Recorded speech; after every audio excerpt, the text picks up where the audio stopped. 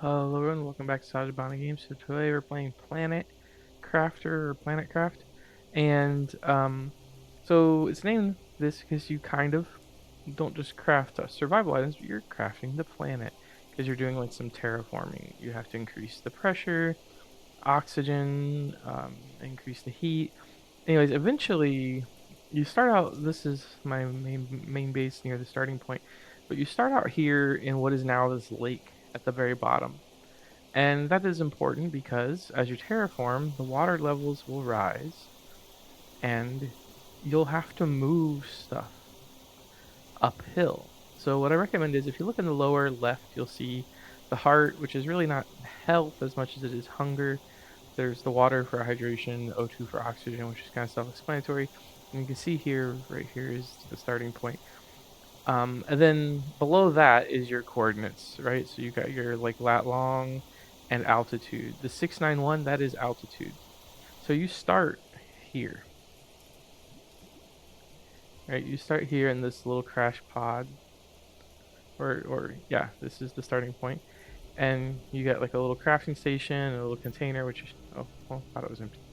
Um, you got the container and the crafting, little crafting thing. And you start here. And the point is, just number one tip, right? I'm not going to tell you all how to play the game, where every little secret is, let you discover some of that yourselves, have fun playing it your way. But just quick tip, right here, around 686 is where the water line is. Once you're into like the phase where like plant life starts to grow, so like moss is now growing, and things like that. And I think the water level has pretty much maxed out or gotten close to it. Some advanced maps I've seen suggest the water may rise up to like somewhere in this rock face here, which is why I built upwards from here. But the point is, early on, when you start to craft and as you build anything significant, um, get above 700 basically, right? Get above 700 feet at least, and maybe even a little higher so that you don't end up having to tear down and relocate your whole base. Like, because I had to do that. And it can be very time consuming if you built a lot of stuff below the water line, like your like smaller solar panels and your drills, and you got like containers full of gear and stuff. If you build everything below that water line, and then the water starts to rise, and next thing you know, it doesn't work underground. It's kind of pointless. You can see here, I built these long, long tunnels, just playing around to see, kind of test the limits, the max. But I built these long tunnels so that I don't have to worry about O2 inside. Another little thing just to note: an unpowered structure, like if you lose power, will still generate oxygen inside, which is good. Just all the other stuff won't really work. Um, so yeah, this is the inside of my base. But like if I go down and then go down, here is the long, long tunnel, and it just goes on forever. It goes halfway across the map. Um, so one, you can build some very large structures in this game and explore inside. That is possible. You can move faster outside because like you can jetpack, but the little beam headers between the compartments will catch you if you do that indoors. So sometimes they're not that great, and a better use of resources is probably to just drop like a little one room spot every now and then. You don't have to run power cables as long as you have enough total power on the whole planet. You basically never run out. So like here's an example. I'll go over here. So again, from the starting point, if you go over here and go left where this turns, there is a cave with the iridium, which you need for the heaters and to make rods for some advanced equipment. That's going to be important. You're going to find iron, magnesium, silicon, titanium, kind of pretty much everywhere. You'll find some aluminum spread about, but you'll need more aluminum than just the random spread. This area over here is your like the first or closest area with concentrated. amounts of aluminum. So this is a good spot to go, especially once you get the drills. Put a drill in this area for aluminum. Put one over here straight across in this cave, which I'll show you real fast. This cave is a good spot for the iridium, and it'll also give you all the other basics. You'll get iron and all that kind of stuff over here too. So, but this is where I've got my drills so far. And in order to get the drills, there's a material you need. I can't remember the name of it now, but it's like a really dark blue crystal.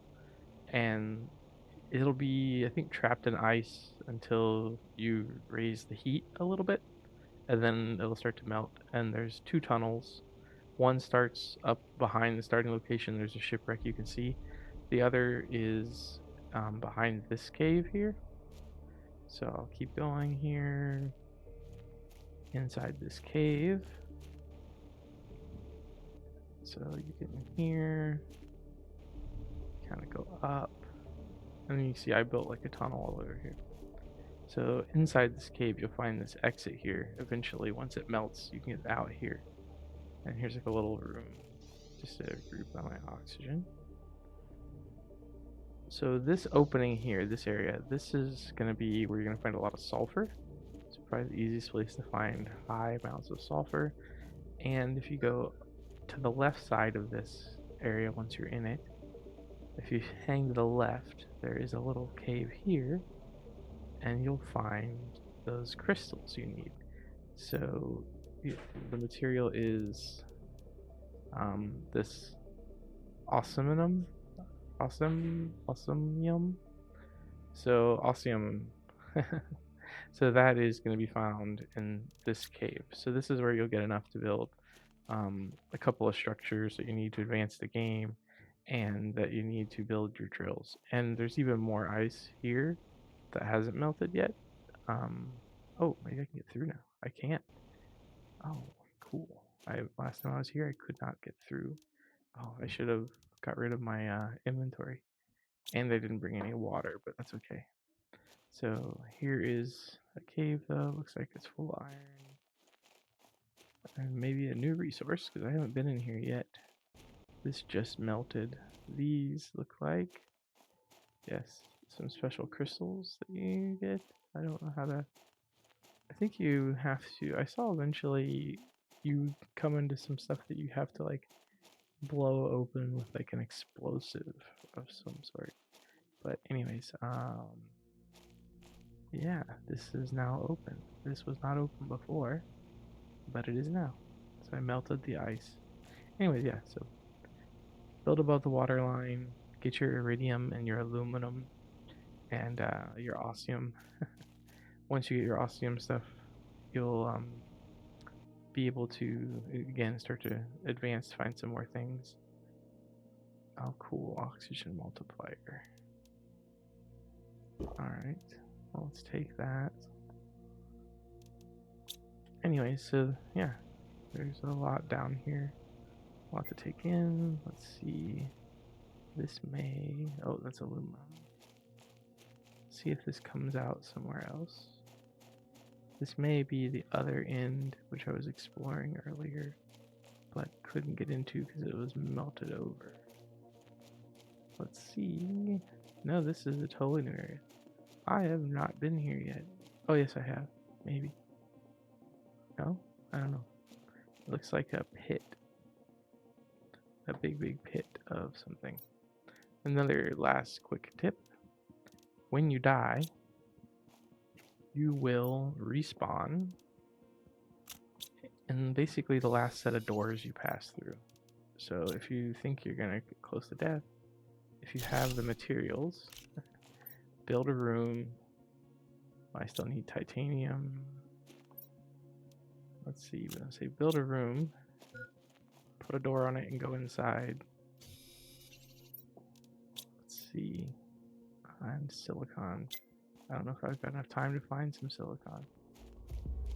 Right here is some, I think. Oh, I did.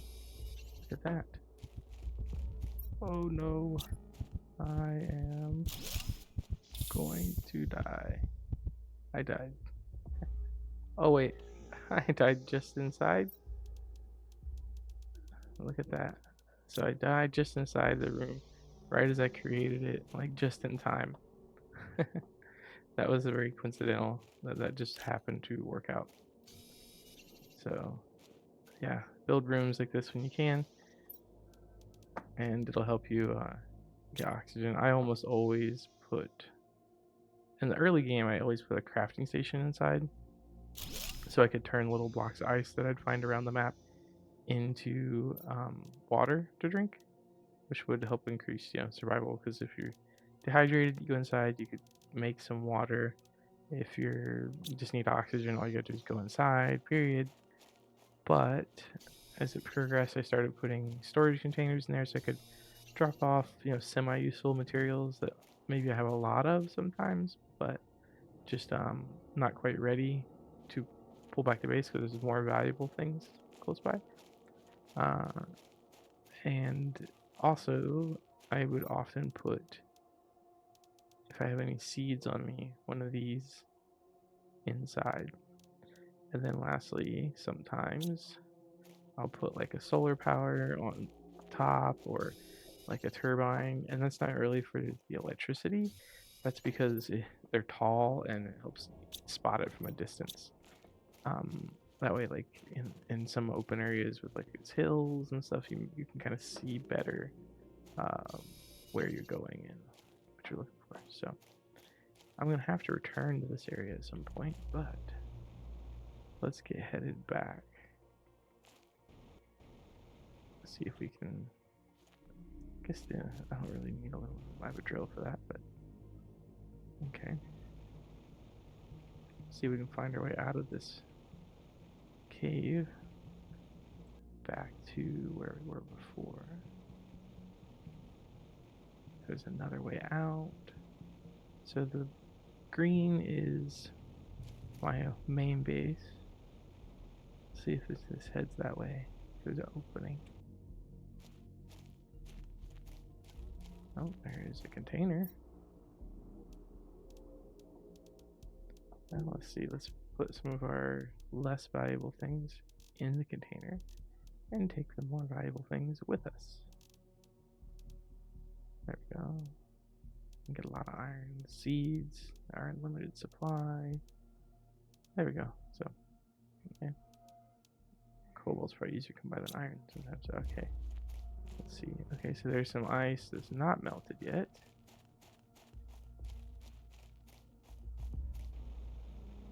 Okay. So this is the cave where I started.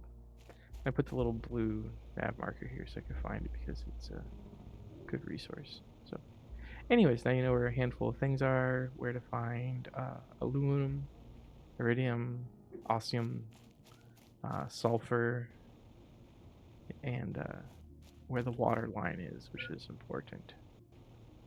Uranium, there is a cave for uranium. I have not gotten there yet, so it does exist. I just have not gotten to it. And before I to go on track back somewhere, I built water supply in the middle of these sulfur fields so that when I'm here, I can always get water. There we go. Okay, rehydrated. Now to head back. Anyways, so this is Planet Crafter. And yeah, if you like it, check it out on Steam. So far I haven't seen there's like no real weapons or opponents, so it's really all about just the crafting and survival aspect. And it's not deep survival, like you don't get too cold and die, you don't get too hot and die. You're basically just heating the planet to melt the ice and terraform. So it's really more about just building things up and terraforming. So it's a good peaceful game, family friendly, good for the kids to play because it's not like violent or bloody or gory. So anyways, so far it's pretty enjoyable. I haven't had came across any bugs or exploits or anything so far. Just the whole death thing, kind of come back to the nearest building or the one you left last. So yeah, your last indoor location is where you respawn when you die. You do drop some of your stuff, but it's usually pretty easy to get back to. So again, Sajabana, This is Planet Crafter. Check it out. You can get it on Steam. It's not super expensive and it's family friendly. Until next time, Sajima signing off. Have fun gaming.